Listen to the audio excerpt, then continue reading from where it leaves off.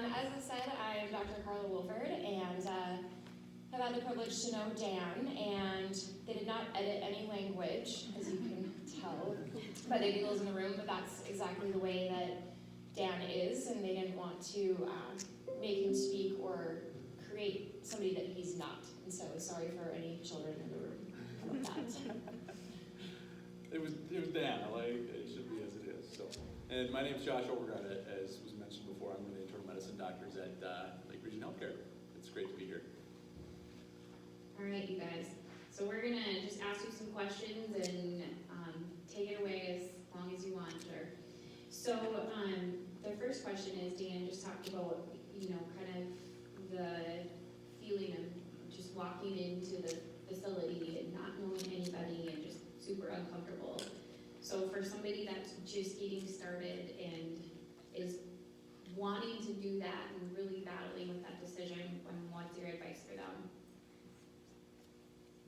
Sometimes I think the things in life that are the most worth doing are going to be the most uncomfortable.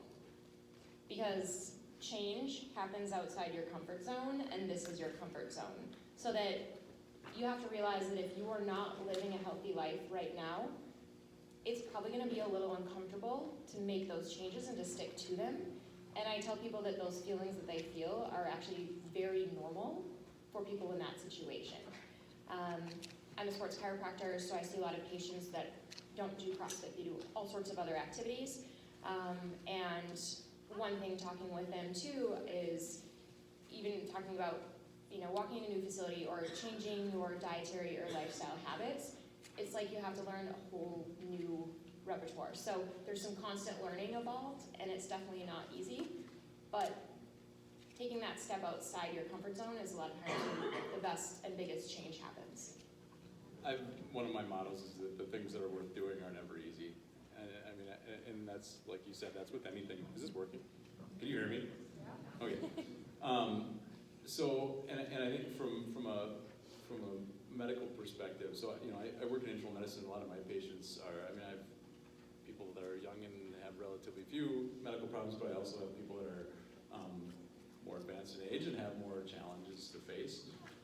And for some people, the idea of trying to move more is it's just hard to even grapple with the idea that that's possible. And there's some research actually to back this idea. One thing I think that can be helpful is to take small steps. For folks that have, for people that can do CrossFit or start running marathons, that's great. Go get on, get on the track or go walk in the gym. For people that might not have that option, I'll tell people, you want to start walking? Great. You know what? You're only going to be able to fit it in the morning because your schedule's busy.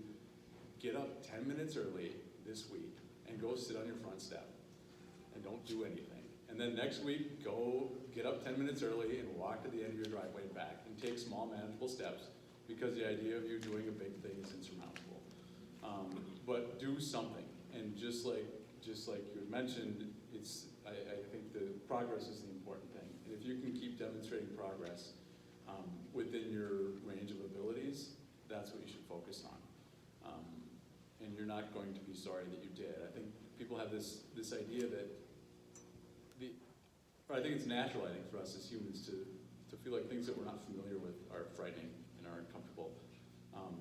But nobody almost ever does a workout and says, gosh, I wish I hadn't done that.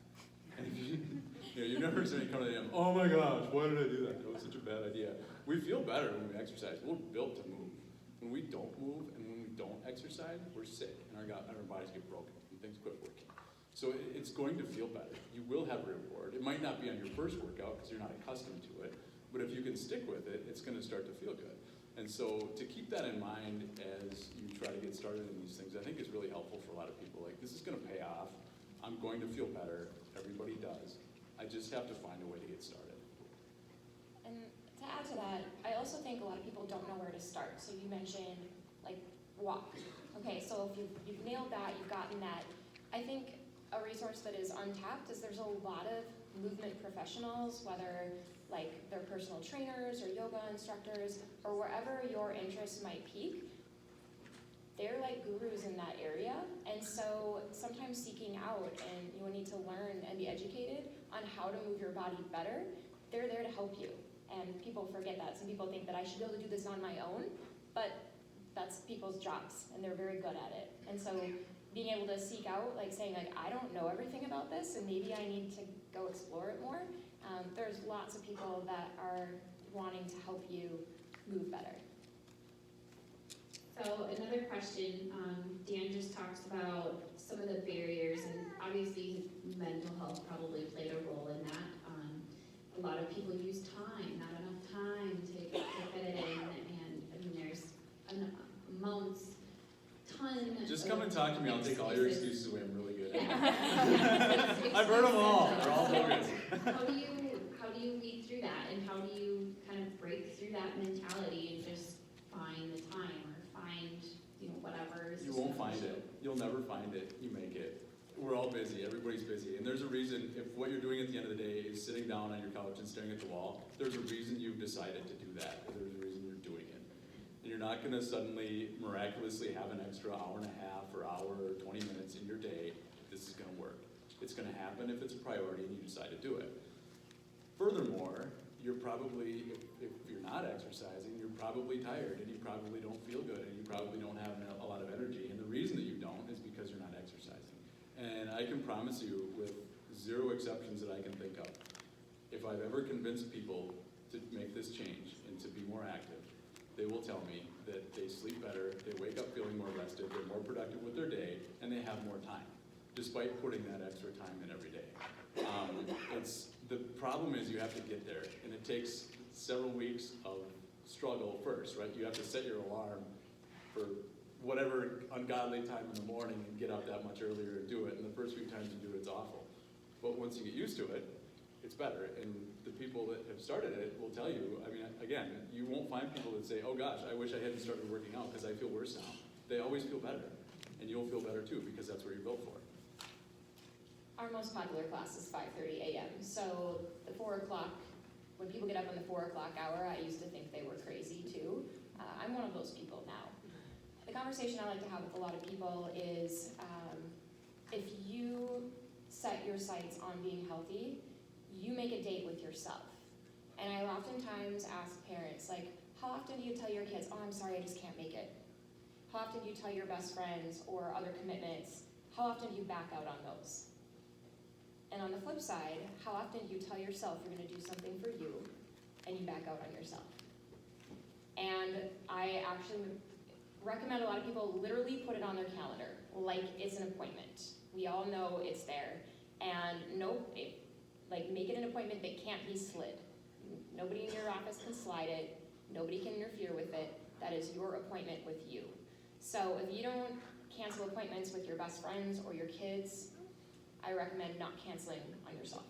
Well, and eventually, exactly, and eventually they pay for it because you get home at the end of the day and you don't have energy and your mental health is not taken care of and you're physically ill. So you're not present for your family in the way you could be as your best person.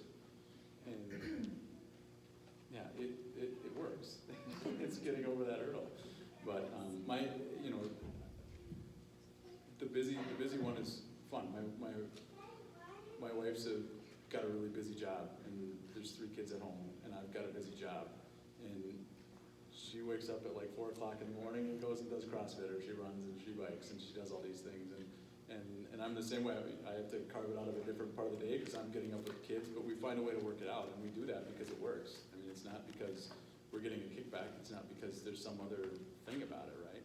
And if you go up to my department in the clinic and you walk down the back hall and you make a note of which of the doctors has lost weight to become more healthy weight or maintained a healthy weight, and check off the box for who's exercising, and you'll notice a pattern, and it's almost everybody. And if you talk to the doctors that lost weight, they'll tell you, you ask them how you did it. I did it by eating the right food, and I did it by exercising more. And if you ask the doctors who are exercising, why do you exercise? Because it works, because it's healthy, because it's better. People come into our office all the time looking for magic. They don't feel good. They're tired. They don't have any energy. And it's difficult, and people want something that's just going to make them feel better right away, but there's not a magic pill. There's a lot of pills that have a lot of side effects, and they work a little bit. If you want the thing that works all the time, it's this. And I think one thing to speak of Dan's story is, you saw the picture of all the medications he was on. He didn't get off those in a week or a month. It was slowly over time, he got healthier and healthier. We worked with his medical professionals, and eventually the blood pressure medicines, like his blood pressure was too low because too much medication, so they started tapering. They started tapering different meds, and all of a sudden, like, hey, I don't have diabetes anymore. And, originally his doctors had told him that, like, you're diabetic, like, you're gonna be on this medication for the rest of your life. But unfortunately, nobody told him that, no, you can reverse that. You can. You just have to do a lot of really hard things to do it. So, can you speak more on the importance of the diet side of it? Yes. My husband's here, and he doesn't love that we eat super healthy because he knows that at home we eat really healthy. But everything does really start in your gut. And as a gym owner, it's crazy how many workouts I can put people through, and they will literally do anything I tell them to. But I ask them to eat a certain way, and they're like, I'm out, can't do it. So it is very challenging, but I think the thing that people forget is, like, we have to ask ourselves, like, where is our food coming from? What am I eating? And we should eat, our meats, our vegetables, our fruits, our nuts, our seeds, very low sugar, very low starch. And let's get back to the basics of what is food. It shouldn't be processed. It shouldn't have 20 ingredients you can't say. And I always recommend to people that the best foods are the ones without labels. They're the ones you have to Google to figure out how many carbohydrates in that, what vitamins are in that. If you can start buying foods without labels, or better yet, we found Dan lives on a farm, and they actually grow most of these things on their own. They have land up north with like 5 acres of blackberries and blueberries, and so they used to can and freeze all this stuff with gobs of sugar. Well, we took sugar out of his life and all the other crud, but it came to the point where he's like, why do we put sugar with that? That is sugar. And so the fact they were able to grow their own stuff was really amazing. So if you have that power and you have the land, that's really cool. But being able to eat those whole foods is just a great way to start. Are you saying brown sugar or white sugar, or what kind of sugar are you saying? Are you saying natural sugar is the virus? So sugar is sugar, and that's one myth I want to dispel. Sugar is sugar, and if you're like, oh, I'm being healthy, I'm eating honey. No, honey is still sugar. Syrup is sugar. What's the new one? Agave nectar is sugar. It might sound, it might be organic. Organic cane syrup. Still sugar. High fructose corn syrup, it's not corn, it's sugar. So knowing the names of the sugar, so that is definitely an added plus, because the American food industry unfortunately puts sugar in everything. Now, if you are going to have something sweet, I would say a naturally grown honey, or like an agave nectar, or a pure maple syrup would be your better bet. Your body's going to actually recognize that food versus a high fructose corn syrup. Your body has no idea what that is. Yeah, I couldn't agree more. The biggest thing, I think, if we could take added sugar out of our diets, it would be amazing. We don't need that, and we're not really set up to eat it. There's been a fair amount of research in this in recent years, actually, and we even think things like fatty liver disease are related to how much sugar we eat in our diet, that is just refined and pure sugar. I tell people that ask me for advice on diet that the more it looks like it did when it was alive, and the less we monkeyed with it in the factory, the better. Eat that. It's not necessarily when you start, it's just like, this is no different than exercise. It seems like an enormous hurdle, and nobody wants to change what they eat. And it's hard because you have to think. And at the end of the day, when you've been busy and you're stressed out and you're tired because you didn't get enough exercise, you don't want to think about what you got to eat. You don't want to have to plan a new kind of meal. You're used to making your same old meals, and you know what goes in them, and you know how long it takes and all that stuff. Similarly, people who are able to make the change to eat a healthier diet feel better, and it always is true. People who have low energy, that can eat fewer of those refined carbohydrates and fewer of the processed foods, almost without exception will feel better when they can get onto things that their body's designed to eat. But I think added sugar for us is one place that we really have a lot of trouble. And it's hard to, like you mentioned, it's hard to identify even which foods have those added sugars in them. But at the end of the day, sugar is sugar. And I couldn't agree more. If we could eat fresh fruits and vegetables, frozen is fine, plant-based proteins, a little bit of meat, we would all be better off. And then a lot of those health issues that we struggle with, I mean, so if we could have people eating a whole food diet and getting a reasonable amount of exercise and having the right amount of social connectedness, I would probably be out of a job, and that would be awesome. So you talk about feeling better when you're exercising and eating right.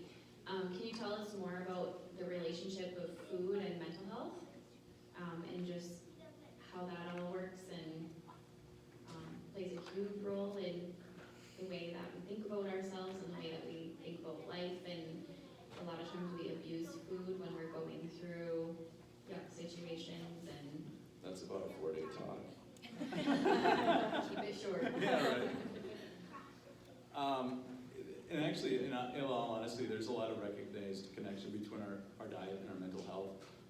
A lot of the specifics of that are not worked out perfectly. We're actually starting to think that a lot of our mental health effects that are related to food come from the bacteria that live in our gut. When we feed those bacteria, we all have a gut full of bugs and they belong there. But when we feed them bad food, we grow bad bugs and they make bad chemicals that wind up in our blood and they make us feel worse. And that, like I said, that study is still in its infancy, but I think it's very real. Beyond that effect, it's true too that when you eat really sugary foods or things that are high in refined carbohydrates, you get this huge blast of sugar in your bloodstream and it makes you feel sluggish. And a lot of times then you feel worse. And one of the things also, you mentioned the how does our mood affect our eating choices? Unfortunately, though those refined carbohydrates make us feel worse, there's a weird circuit in our brain that's designed to get us to eat more sugar. In the past, in the way that humans have lived, we've been in situations where we didn't have a lot of sugar to eat, we didn't have a lot of energy, and we were at risk of starving to death. So our brains are built to try to get around that by when we find high energy foods, our brain tells us to eat as much food as we can. And we get a release of a chemical that makes us temporarily feel good called dopamine. When we taste sweet things on our tongue, we get a release of dopamine in our brain and it makes us feel good. It's the same way that crack works, right? You use crack and you get dopamine in your brain. And people have done actually brain scan studies on folks that are thinking about sugar, who have problems with eating too much sugar, and people that are thinking about crack, who smoke too much crack, which is any. But, and the brain scans look the same. So most of us are addicted to sugar. And we'll find that we use that to try to make ourselves feel better and to treat our mood issues. But it's a temporary fix. And at the end of the day, it makes us feel worse because we gain weight and become less healthy and we feel sluggish. Boy, that was a lot of rambling, sorry. I was actually going to talk about that study. That one. There's another interesting series called the Broken Brain series. It's a docu-series if anybody really wants to dive more into that. But the other thing I think a lot of people don't understand is that there are certain foods for a lot of individuals, and every individual differs. So sometimes having to work on an elimination diet to figure out what those foods are for you. But the biggest three happen to be gluten, dairy, and soy that tend to have inflammatory problems for people. So when you eat them, your gut becomes inflamed. Those good bugs are not good anymore, they're bad bugs. And they're not basically processing your food the way it should, and it leads to global inflammation. So that can mean anything from joint pain to excessive brain fog, like you can't think clearly. And when you can't think clearly, it stimulates yourself to eat more of those foods. So it's this very broken cycle. Okay, so in a world of addiction, whether it's smoking, food addiction, drugs, alcohol, you guys kind of touched a lot on the exercise and the food piece of it, but what about the other dimensions of wellness? And I think we saw that Dan's social connection, that was a huge part of his overall well-being and happiness, but can you speak more on those other dimensions of well-being and why we need to have all of them in our lives? Yeah, there's definitely a balance that comes with a lot of those, and usually in almost all cases of addiction of any nature, and by the way, 66% of people are addicted to food, so also coffee, caffeine, guys, caffeine is also a drug, so just know, and of those 66% of people addicted to food, 33, or like half of them, those 33% are highly addicted. So that study he talked about sugar, it's real. So if you have this massive affinity towards that, just know that like, it's a very real thing. And in that, I think a lot of consistency helps, but also finding other things in your life that release dopamine. So a lot of times surrounding yourself with a really great community of people that you feel like energy from and you can feed off of can be a really positive effect, as well as exercise can release dopamine. So finding those healthy things that can release similar neurotransmitters in your brain can also help fill some of those voids.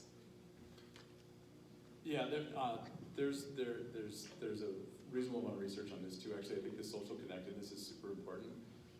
There's a really neat story about this group of immigrants from Italy who lived in, where did they move to? They were somewhere, I don't remember it. It's somewhere in the States. It's not important. But they enjoyed incredible longevity. And there was a researcher that went to figure out what it was that they were doing that made them so healthy. And at first they thought, oh, there must be something about their diet because, they came from Italy, maybe they eat a lot of olive oil. So we went in and they took a dietary history and realized that they didn't have any olive oil and they were all just eating canola oil. And actually the diet was really terrible. They had a lot of refined carbs and really high saturated fat and eating processed foods. And they're like, well, that's not it. He's like, oh, it's really hilly here. Maybe it's all the hills. They're probably walking up and down the hills. So we went to put pedometers on them all or something, figured out how much they were exercising, and figured out actually they weren't really exercising that much at all, and most of them were really sedentary. And so we kept trying to figure out what it was, and at the end of the day, the thing that stood out, and this isn't a study that proves anything scientifically, but I think it's a neat story, and I think it illustrates the point. The thing that he found that was the most unique about this community was that they were very close-knit, and it was very small, and they were isolated. And I mean, the community was isolated from other areas because of the topography, but they had all grown very close to each other. And in this town of a few hundred people, everybody knew every other person. When they would walk around the town over the course of their day, they would visit with everybody they met with. They knew each other's issues and strengths and weaknesses and joys and defeats and families and all the gossip, and they knew everything about each other, and they very much cared for each other. And the conclusion that this researcher came to was that it was actually their social connectedness and their community that was responsible for their longevity, and not anything to do about their diet or exercise. Not that those things are important, but we see this too. We see this in many other areas, and I think that I could give plenty of anecdotes about people that have found ways to branch out in their life and open it up to more community, and that might be in an exercise class, but it could be in anything. And we're built to live that way. We're built to be social beings, and we need interaction with other people, and we need love and affection and understanding and all those good things. I think that CrossFit too is something like CrossFit, a class is a great way to get that. Dan mentioned in his talk, and I know people like that too. People in my life who they go to a spin class or they go to some aerobics thing or whatever, and it's as much a social event as it is for exercise, and I think that's a great way to do it. But it's super important. What was I going to say? There's something else. It was social connectedness. What was the other part of that question? Just the different components and how they're relative to addiction and helping people kind of pull out of that. Chronic stress is a big deal. Thank you. Sorry, that's all I needed. There's also really good research that chronic oppressive levels of stress are really bad for us. When we look at people that have this kind of stress that they can't get out from under in their lives, it can be as bad for you as smoking or not exercising or any of those other things. So that's the thing, that finding ways to manage stress or finding ways to, if possible, escape those things in our life that are causing that difficulty can be really important for our health too, and obviously our well-being. Okay, so here's our final question. I want to add one thing, just on that topic. So Dan actually, he thought that he was going to do, he started with us 1 month, and then he did 2 months of a body transformation challenge. And after that, he went out and bought all of his own fitness equipment. He drives an hour each way to come to our classes 4 to 5 times a week. He went out and bought thousands of dollars worth of equipment and set it up in his shop. And he thought at the end of that, he's like, I'm gonna learn what I need to learn, I'm gonna go home, I'm gonna do it on my own. And although if the weather's bad, he'll work out at home and he'll do stuff at home, but he's like, this community is why I keep coming back. It's like, you've taught me very well, I can do this on my own, but it's the people that I surround myself with and that surround me and keep pushing me and holding me accountable to be a better person than I was yesterday.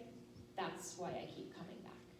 And so I just wanted to add to that because some people can do very great things on their own, but that social connectedness has been really what has kind of helped him prevail. Okay, last question, and then we're gonna get on to the big drawing. A lot of people have been on their own journey throughout our challenge. They might have started it prior to the challenge and now kind of leaving here tonight. What is one tip or one piece of advice that you could just kind of nestle in our brains as we walk away? Just one, Josh. I know. How about 12? Can I do 12?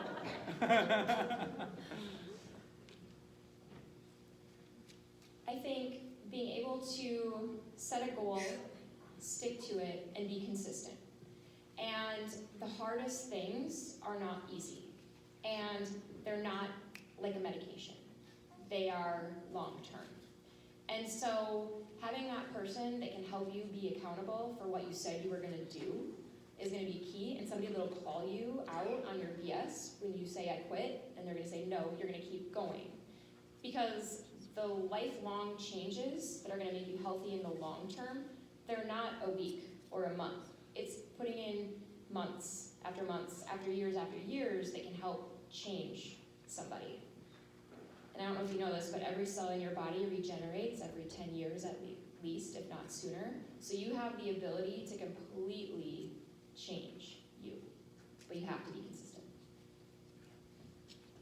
Still don't come up with one. About 7. No, I'm just kidding. I think that if I could instill anything in anybody's mind that needs it, it would be that it's worth it and it's going to work. And if you come up with a plan and you stick to it for a year and you don't feel any better, I would invite you to come and tell me I'm a dummy.